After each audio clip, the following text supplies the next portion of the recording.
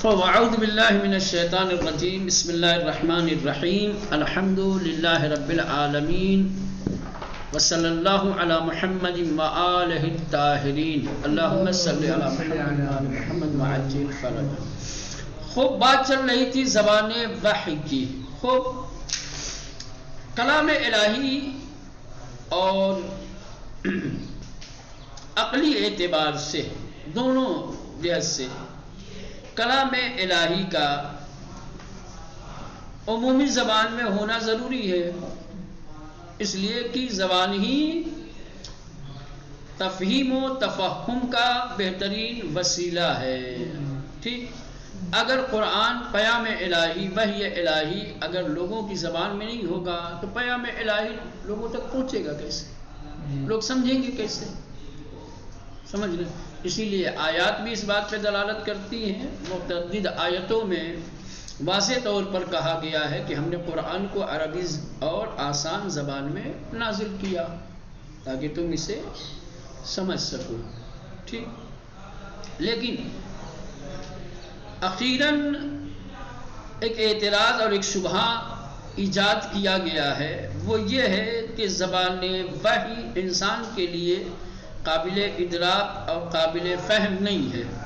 آسان لفظوں میں وحی کو انسان نہیں سمجھ سکتا، سمجھ رہے ہیں؟ ہاں، تو اب یہ دیکھنا ہے کہ کیا واقعاً وحی الہی کو انسان نہیں سمجھ۔ ابھی تک تو ہم نے تو ثابت کر دیا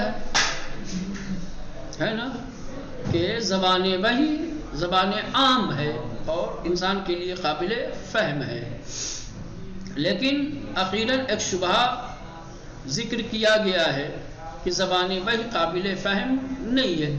مفہوم ظاہری یعنی ترجمہ وغیرہ یہ انسان سمجھ سکتا ہے، لیکن قرآن کے حقیقی مفاہیم کا دروازہ انسان کے لیے بند ہے۔ قرآن کے باطن کو، اس کے حقائق کو انسان نہیں سمجھ سکتا۔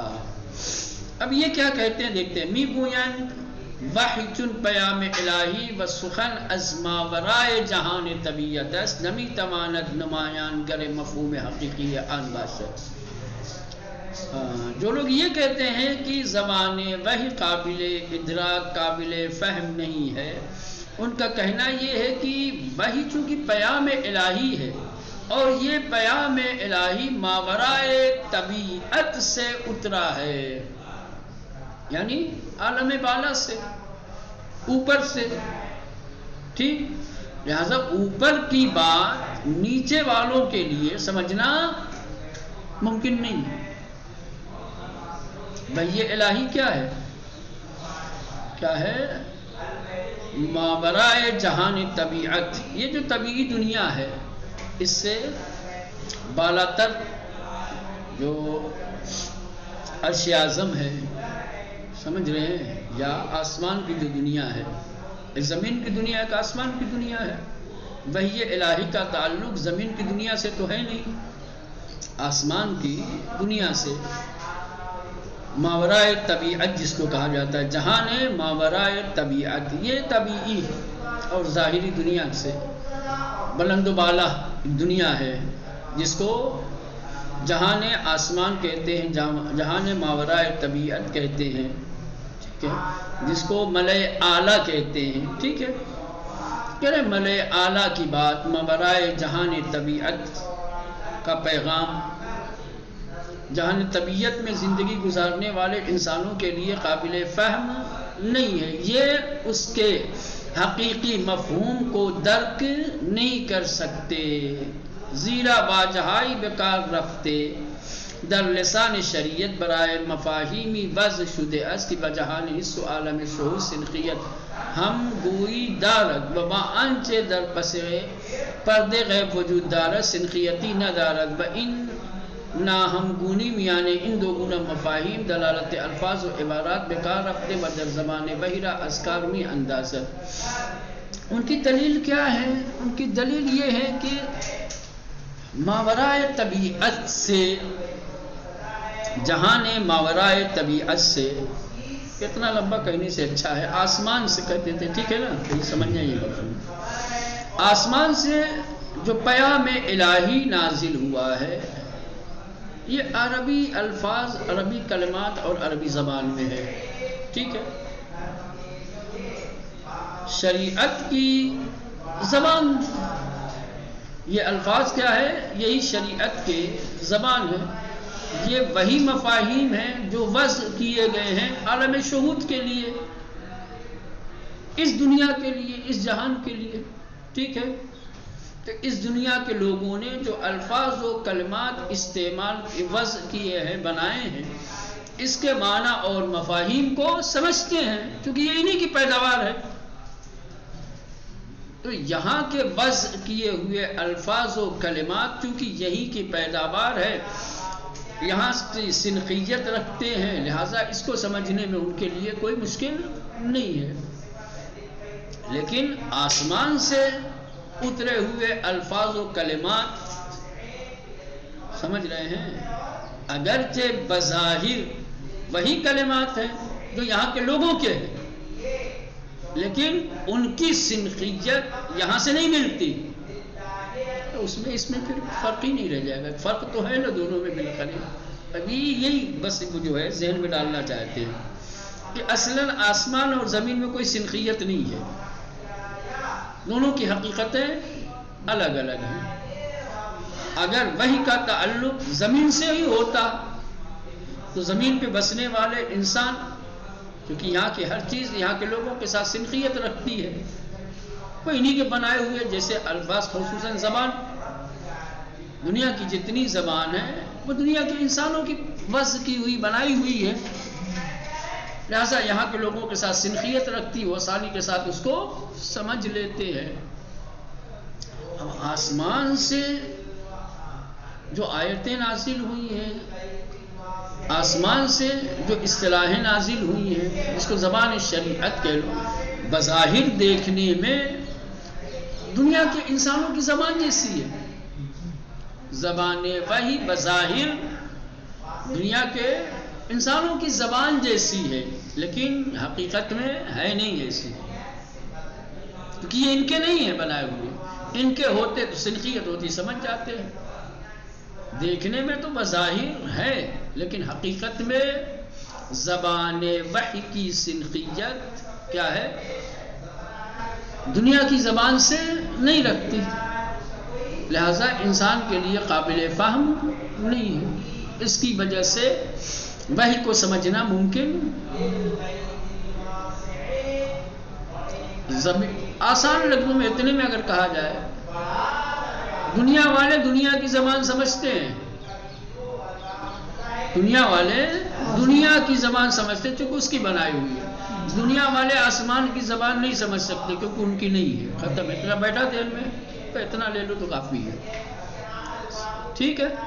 سنخیت نہیں ہے، وجہ کیا ہے؟ سنخیت نہیں ہے، مناسبت نہیں ہے، وہ اس کو حقیقت کو سمجھنے سے عاجز ہیں، قاصر ہے، نہیں سمجھ سکتے، سمجھ رہے ہیں؟ دیکھیں، می گویند بہی چون پیام الہی و سخن از ماورائے جہان طبیعت است، جو لوگ شبہ ایجاد کرتے ہیں کہ وحی کو سمجھنا ممکن نہیں ہے، ان کا کہنا یہ ہے کہ وحی یعنی پیام الہی جہان طبیعت سے بلند و بالا گفتگو ہے، کلام ہے، نمی تماند نمایاں گر مفہوم حقیقی آن باشد، ٹھیک؟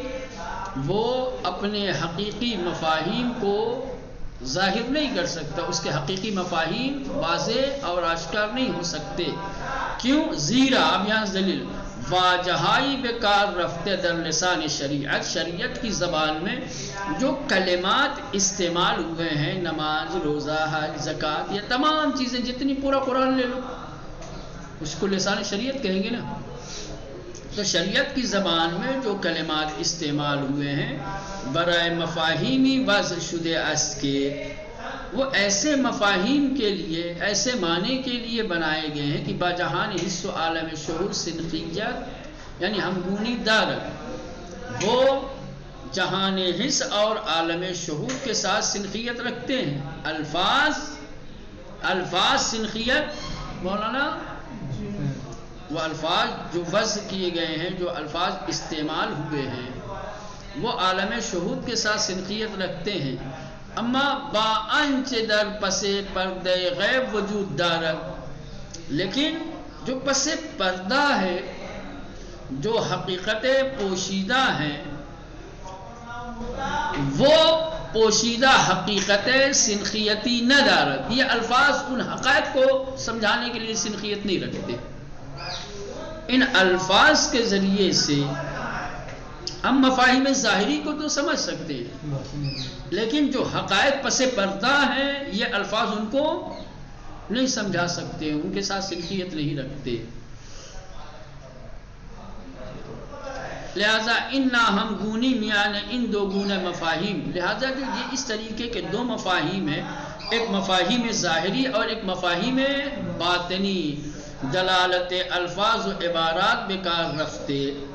جو الفاظ اور عبارتیں دلالت کے لیے استعمال ہوئی ہیں در زبان بحرہ، وحی کی زبان میں، اس کو اذکار میں اندازہ، وہ اسے ناکام اور ناکافی بنا رہے ہیں. آسان لفظوں میں وحی کی زبان میں جو الفاظ، جو عبارتیں، جو دلالتیں استعمال ہوئی ہیں وہ ظاہری مفاہیم کو سمجھانے کے لیے تو ٹھیک ہے، لیکن باطنی حقائق کو سمجھانے کے لیے کافی نہیں ہے. می گوین کہ پیداست کی کاربرد ان گونے واجہا بر پائے استعارہ و تشبیہ امور نامحسوس بے اشیاء میں محسوس نہاد شدہ است. کہہ رہے ہیں کہ یہ بات بالکل واضح ہے کہ جو کلمات استعمال ہوئے ہیں استعارہ، تشبیہ اور اس طریقے کی چیزوں کے لیے، نامحسوس امور کے لیے، وہ اشیاء محسوس کے لیے کے طور پر رکھے گئے ہیں. آسان لفظوں سے لسان شریعت میں جو الفاظ استعمال ہوئے ہیں وہ سب کے سب استعارہ ہے، اشارہ ہے، کنایہ ہے. اور یہ اشارے، کنائے، استعارہ کیا ہے؟ سب اشیاء محسوس کی جگہ پر رکھے گئے ہیں. تو ہم محسوس کو تو سمجھ لیتے ہیں، محسوس کر لیتے ہیں، سمجھ رہے ہیں، لیکن جو غیر محسوس ہیں ان کو یہ الفاظ نہیں سمجھا پا رہے ہیں. کہہ رہے ہیں کہ اس طریقے کے کلمات جو لسان شریعت میں استعمال ہوئے ہیں وہ استعارہ تشبیہ کے پائے پر کھڑے ہیں. امور نامحسوس بے اشیاء محسوس نامحسوس اشیاء کو سمجھانے کے لیے محسوس کی جگہ پر رکھے گئے ہیں. ہرگز نمی تواند لفظ استعار نمایان گر کامل مفہوم مستعار اللہ باشد. اور یہ ممکن نہیں ہے کہ ایسا لفظ کہ جو مستعار ہو وہ مستعار اللہ کے مفہوم کلی کو واضح کر سکے. یہ کیا ہو گیا؟ دیکھو، ایک ہوتا ہے مستعار، ایک ہوتا ہے مستعار اللہ، یعنی استعارہ. ٹھیک ہے، استعارہ جیسے کہا جائے گا کہ آپ کا دل روشن ہے، آپ کا دل روشن ہے، یہ ایک استعارہ ہے. ٹھیک ہے، تو اب یہ جو آپ کا دل روشن ہے استعارہ، اب یہ جو روشن لفظ ہم نے استعمال کیا ہے، ٹھیک، یہ اس کو کہا جائے گا مستعار. اور جو دل ہے آپ کا وہ ہے مستعار اللہ. سمجھ رہے ہیں؟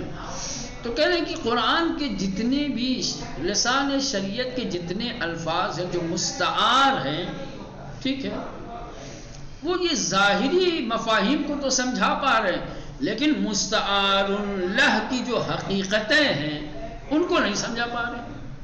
ہم نے روشن کا، آپ کا دل روشن ہے، روشنی تو سمجھ میں آ رہی ہے، لیکن دل کی حقیقی روشنی کیا ہے وہ نماز تو سمجھ میں آ رہی ہے، لیکن نماز کی حقیقت نہیں سمجھ. روزہ سمجھ میں آ رہا ہے، روزہ کی حقیقت، قرآن کے جتنے پیغامات ہیں اس کے ظاہری معنی سمجھ میں آ رہے ہیں، لیکن اس کے باطنی اور حقیقی معنی یہ الفاظ نہیں سمجھا پا رہے ہیں. ہم سمجھ پائیں گے ان الفاظ سے، کیونکہ یہ سارے الفاظ کیا ہے؟ استعارہ کہہ دیا نا کہ یہ سارے استعارہ ہے، اشارہ ہے، تشبیہ ہے. تو اب یہ استعارہ، تشبیہ، ٹھیک جیسے کہ ہم اپنی زبان میں بھی استعمال کرتے ہیں، تو ہم اپنی زبان میں جب یہ اس طریقے کے الفاظ استعمال کرتے ہیں تو اسی لیے تاکہ سمجھ سکے ہم جس چیز کو سمجھنا چاہ رہے ہیں، تشبیہ کے ذریعے سے مشبہ بہ کو سمجھا جا سکے، مستعار کے ذریعے سے مستعار اللہ کو سمجھا جا سکے. ٹھیک ہے، ہم تو سمجھ لیں گے، اپنے الفاظ ہوں، اپنے استعارہ ہوں تو سمجھ میں آ جائیں گے، لیکن شریعت کی جو زبان ہے یہ پوری کی پوری استعارہ ہے، یہ پوری کی پوری تشبیہ ہے، تمثیل ہے، اشارہ ہے، کنایہ ہے. سمجھ رہے ہیں؟ تو اشارہ اور کنایہ میں کتنا سمجھے گا آدمی؟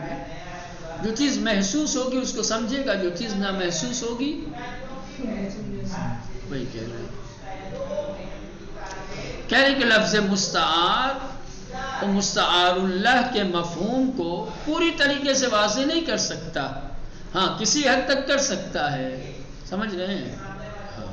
یہ قاعدہ ہے، سمجھ رہے ہیں؟ یہ قاعدہ ہے کہ لفظ مستعار مستعار اللہ کی حقیقت کامل اور مفہوم کامل کو واضح نہیں کر سکتا. بالاخره مستعار مستعار ہے، مستعار اللہ مستعار وسیلہ ہے کس کو؟ مستعار اللہ کو سمجھنے کا، لیکن یہ وسیلہ کامل نہیں ہے. کسی حد تک مستعار اللہ کیا تعارف کرواتا ہے، اس کے ذریعے سے کسی حد تک انسان مستعار اللہ کو پہچانتا ہے، لیکن پوری طریقے سے الفاظ بھی لکھے بس کیے گئے ہیں حقائق اور مفاہیم کو سمجھنے کے لیے. استعارہ میں بھی یہ صلاحیت ہے کہ یہ مفاہیم اور حقیقت کو سمجھاتے ہیں، لیکن پوری طریقے سے نہیں سمجھا جا سکتا. برقی زبان وحیدہ زبان رمز دانستے. بعض نے اس لیے اشکال کیا ہے، کہا ہے کہ وحی کی زبان اصلا قابل فہم نہیں، کہ یہ رمز ہے، کوڈ ورڈ ہے. سب پورا قرآن کیا ہے؟ کوڈ ورڈ ہے. تو جانتے ہیں کوڈ ورڈ ہر کوئی نہیں جانتا، جس کا کوڈ ہوتا ہے وہی جانتا ہے نا. اب اے ٹی ایم کارڈ کے سب کے پاس کوڈ ہوتے ہیں، موبائل رکھے، موبائل میں آپ نے کوڈ لگا لیا، کس کو پتا ہوگا بھائی؟ یا کچھ لکھ دیا آپ نے. ایک دکاندار ہوتے ہیں بہت سارے پرائز کی جگہ پر جو ہے کچھ الفابیٹس کچھ علامتیں بنائے ہوتے ہیں، یہ رمز ہے، کوڈ ورڈ ہے. آپ کو نہیں پتا چلے گا کتنا ہے، پتا چلا ABP لکھا ہے. اب اے سے انہوں نے کیا بنایا ہے، 1 روپیہ بنایا ہے یا 100 بنایا ہے، 20 سے کتنا بنایا ہے، 20 روپیہ ہے یا کیا ہے، اس کے اپنے ہوتے ہیں سب کے. تو بعض نے کہا ہے برقی زبان وحیدہ زبان رمز دانستے. بعض لوگوں نے وحی کی زبان کو رمز اور کوڈ کی زبان سمجھا ہے کہ کشف عان برائے ہر کس میسور نہیں، کہ اس کوڈ کو سمجھنا ہر ایک کے لیے میسر نہیں، ہر ایک کے لیے ممکن نہیں ہے. اس کوڈ کو ہر ایک سمجھ نہیں سکتا. برقی فراتر رفتے. بعض تو 2 قدم اور آگے بڑھ گئے. بعض نے تو اصلاً یہ کہا ہے کہ زبان وحی اور ہے، زبان ناس لوگوں کی زبان دوسری ہے. زمین والے آسمان والوں کی زبان کو نہیں سمجھ سکتے، اس لیے زبان وحی کو کیا ہے، ناقابل فہم بتایا، ایک وجہ. بعض لوگوں نے کہا کہ نہ، قرآن کے جتنی بھی عبارتیں ہیں وہ سب کیا ہیں، تمثیل ہے، تشبیہ ہے، استعارہ ہے، اور ان کے ذریعے سے کلام کی حقیقت کو، مستعار اللہ کو پوری طریقے سے نہیں سمجھا جا سکتا. کچھ لوگ 2 قدم اور آگے بڑھے اور ان لوگوں نے کہہ دیا کہ وحی کی زبان اصلاً تمثیلی اور تخیلی ہے. مثالیں ہیں، تخیل ہے، خیالات ہے بھائی. تمثیل اور تخیل محض گرفت، اصلاً از واقعیتی حکایات نہ دا، کہ اس کی کوئی حقیقت ہے ہی نہیں ہے. سمجھ رہے ہیں؟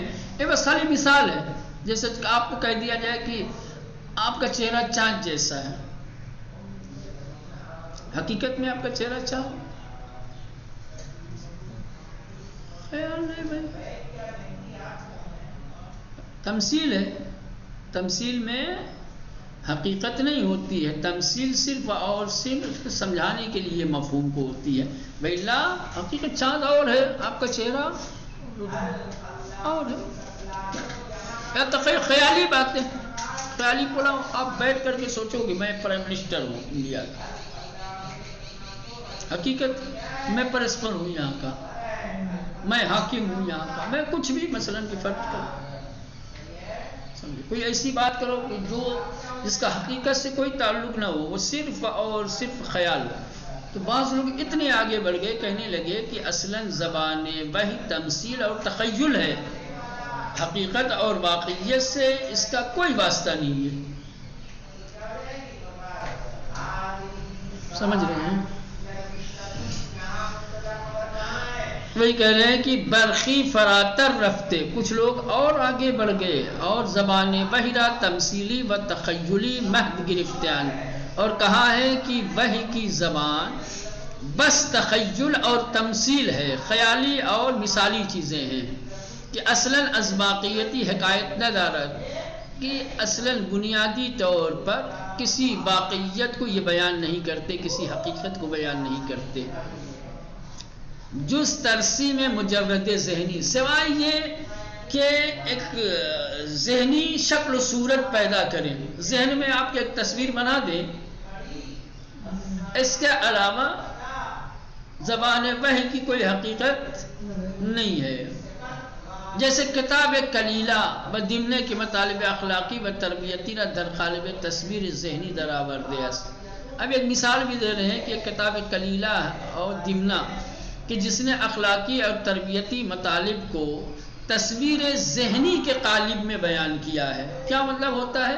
ایک چیز ہوتا ہے، یہ بڑی ہنرمندی ہوتی ہے، یہ ہر شخص نہیں کر سکتا کہ کسی ایک مطلب کو آپ کے ذہن میں مجسم بنا کر کے اتار دے. ایسی گفتگو، ایسا کلام کہ جس کی عالم خارج میں جس کا کوئی وجود نہ ہو، لیکن آپ کے ذہن میں اس کا وجود پیدا کر دے، یعنی وجود ذہنی، ایک تصویر بنا دے، ایک شکل آپ کے ذہن کے اندر اتار دے اس چیز کی کہ جس کی خارج میں کوئی، جس کا خارج میں کوئی وجود نہیں ہے، جس کا کوئی تصور نہیں ہے، یا جس کی کوئی شکل نہیں ہے. سمجھ رہے ہیں؟ یعنی وہی ذہنی چیز، خیالی چیز، تصوراتی چیز. سمجھ رہے ہیں؟ اسے آنکھیں بند کر لیں، آنکھیں بند کر کے سوچیں کہ میں جو ہے یہاں پہ نہیں ہوں، میں بڑی خوبصورت وادیوں میں ٹہل رہا ہوں. ایسی وادی ہے کہ جس میں چاروں طرف نہریں بہ رہی ہیں، حوریں سنگار کر کے اور اپنے آپ کو زینت کر کے میرے آس پاس ٹہل رہی ہیں، گھوم رہی ہیں، بہترین میوے ہیں.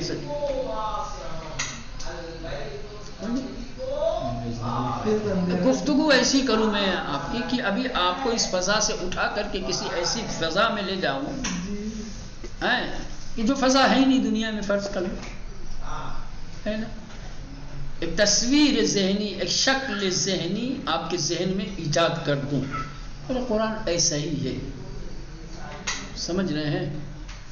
کہنے کہ قرآن کے الفاظ، شریعت کی زبان، وحی کی زبان صرف انسان کے ذہنوں میں تصویریں بناتی ہیں، اس کی کوئی واقعیت، اس کی کوئی حقیقت.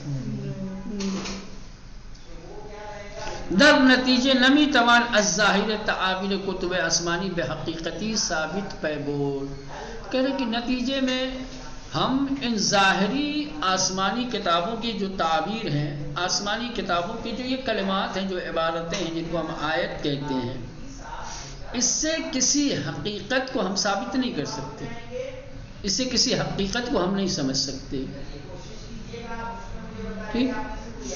کیونکہ ان کی حقیقت ہے ہی نہیں، تو حقیقت سمجھیں گے کہاں سے؟ یہ تو خالی تمثیل ہے اور تخیل ہے. تو تمثیل اور تخیل کا ظرف جو ہے ذہن ہے، ذہن میں یہ موجود ہوں گے، عالم خارج میں موجود ہے ہی نہیں. ہاں چلے، اب یہ سب باتیں بڑی جو ہے فلسفی ہے اور منطقی ہے، کیا کیا جائے، پڑھنا پڑ رہا ہے.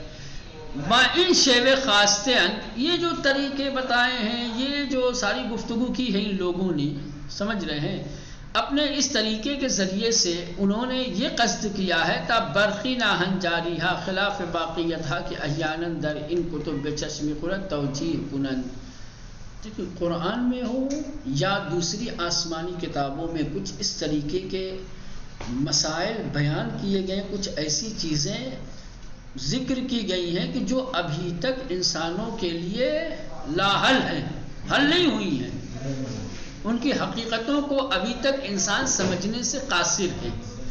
اب انہی کا دفاع کرنے کے لیے، اسی کی توجیہ کرنے کے لیے یہ راستہ اپنایا ہے، بجائے یہ کہ اپنی کم علمی کا اعتراف کر لیتے اور یہ کہتے کہ یہ کلام الہی ہے، ابھی انسان کے اندر اتنی استعداد پیدا نہیں ہوئی ہے کہ وہ اس کی حقیقت کو سمجھ لے، سمجھ رہے ہیں، ان کی توجیہ کرنے کے لیے کہہ دیا کہ نا یہ جو آپ کو سب کچھ دیکھ رہے ہیں نا، یہ ایک تصور ذہنی ہے، ایک وجود ذہنی ہے، عالم خارج میں ان کا کوئی وجود نہیں ہے، ان کو نہیں سمجھا جا سکتا۔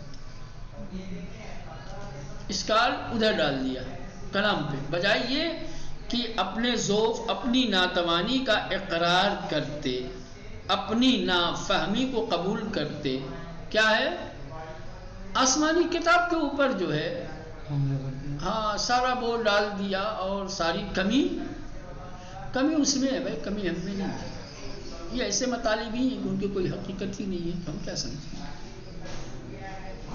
بات سمجھ رہے ہیں؟ قرآن میں بھی بہت سارے یہ کیا کہا ہے اللہ نے،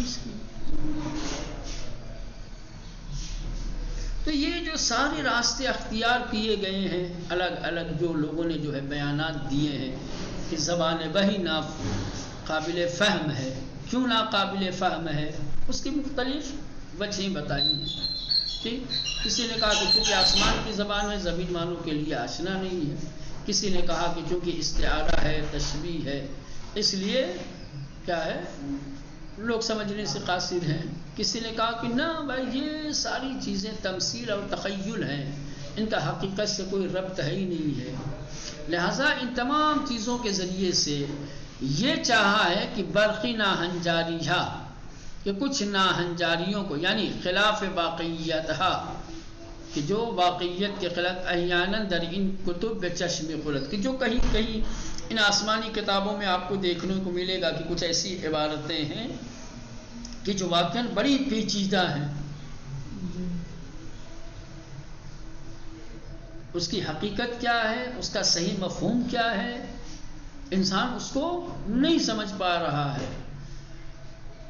تو آسمانی کتابوں کی وہ عبارتیں کہ جس کو سمجھنے سے انسان قاصر ہے، عاجز ہے، اس کی توجیہ کے لیے یہ تمام راستے اختیار کیے ہیں، ٹھیک، سمجھ میں آئی بات؟ ہاں۔ وبرقی اشکالات وارد بر کتب احدین نہ مرتفع سازن، اور اس لیے کہ جو پرانی آسمانی کتابوں کے اوپر جو اشکالات اور ایراد ہو رہے تھے اس کو دور کرنے کے لیے کہ نا بھائی تم یہ مت سمجھے یہ آسمانی کتاب ہے، تم کیا سمجھو گے، بعض اشکالات کیا کہ کیا ہے سمجھ میں نہیں آ رہی ہے، حقیقت کیا ہے سمجھ نہیں پا رہے ہیں۔ آسمانی کتابوں پہ جب اشکال ہوتا تھا، نافہمی کا، تو کہتے تھے نا یہ تمہاری سمجھ میں آنے والی بات بھی نہیں ہے نا، یعنی اشکال کو دور کرنے کے لیے اس آسمانی کتاب سے یہ سے دنبال رواں گمان بردے ان، جس نے یہ راستہ اپنایا ہے، ان لوگوں کا خیال یہ ہے کہ می توان ہمیں شیورہ دربار قرآن نیز بکار بور، البتہ یہ دوسری آسمانی کتابوں کے بارے میں تھا، ٹھیک، لیکن بے عین ہی جو راستہ دوسری آسمانی کتابوں کے سلسلے میں لوگوں نے اختیار کیا، قرآن کے سلسلے میں بھی اسی روش اور اسی راہ کو باقی رکھا، قرآن کے زبان میں بھی کہہ دیا کہ قرآن کی بھی باتیں کیا ہے یہ ہیں، جیسے دوسری آسمانی کتابوں میں ان کو یہ کمیاں نظر آ رہی تھیں، اشکالات نظر آ رہے تھے، یا اشکالات کو دور کرنے کے لیے یہ تمام باتیں کہیں، قرآن کے متعلق بھی وہ تمام باتیں یہاں دہرا دی۔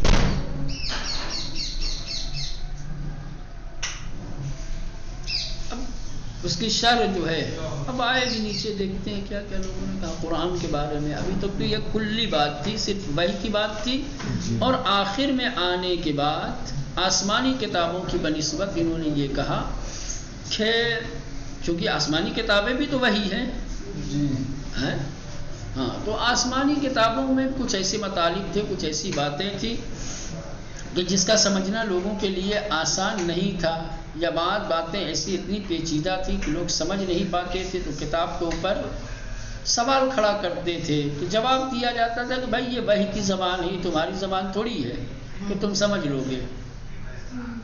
بعض کہتے تھے کہ نا بھائی یہ سب تشبیہ استعارہ ہے، اس کا سمجھنا ناممکن ہے۔ کوئی کہتا تھا نا بھائی یہ تمثیل ہے، یہ تخیل ہے، حقیقت میں اس کا کوئی وجود نہیں ہے، جس کا وجود حقیقی نہ ہو، صرف ذہنی ہو، ٹھیک، تو اس کو کہاں تلاش کرو گے، اس کو کس طریقے سے حل کر پاؤ گے، بہت مشکل ہے۔ تو یہ تمام راستے، تو یہ قدیم زمانے میں قدیم کتابوں کے اوپر دوسری آسمانی کتابوں کے سلسلے میں اس طریقے کی گفتگو تھی۔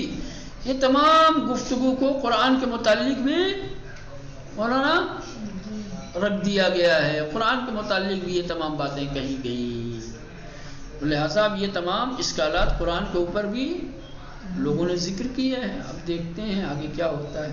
فی الحال کل ملا کے بحث صرف اتنی تھی کہ کیا زبان وحی کو سمجھنا ممکن ہے، ہم نے اوپر تو ثابت کر دیا ممکن ہے، لیکن اب یہ جو دوسری جانب اور دوسری طرف چلنے والے لوگ ہیں جو کہتے ہیں کہ نا بھائی زبان وحی کو سمجھنا ممکن نہیں ہے، زبان وحی نامفہوم ہے، اس کا سمجھنا انسان کے بس کی بات نہیں ہے۔ وجوہات میں بیان کیا کیوں سمجھنا ناممکن ہے۔ نمبر 1، یہ آسمان کی زبان ہے، زمین والوں کے لیے صلاحیت نہیں رکھتی، زمین والے نہیں سمجھ سکتے، ایک۔ دوسرے، یہ استعارہ اور تشبیہ ہے، اور استعارہ اور تشبیہ میں لفظ مستعار یا کیا ہے، تشبیہ میں مستعار اللہ اور مشبہ بہ کو پوری طریقے سے واضح کرنے اور سمجھانے کی صلاحیت نہیں ہوتی، الفاظ کے ذریعے سے آپ اپنے حقیقت کو نہیں سمجھ سکتے۔ تیسرے کہا گیا کہ نہ بھائی یہ تمثیل ہے، تخیل ہے، تمثیل اور تخیل کا حقیقت میں کوئی وجود اب آئے گی قرآن کی بات دیکھا جائے گا کل انشاءاللہ۔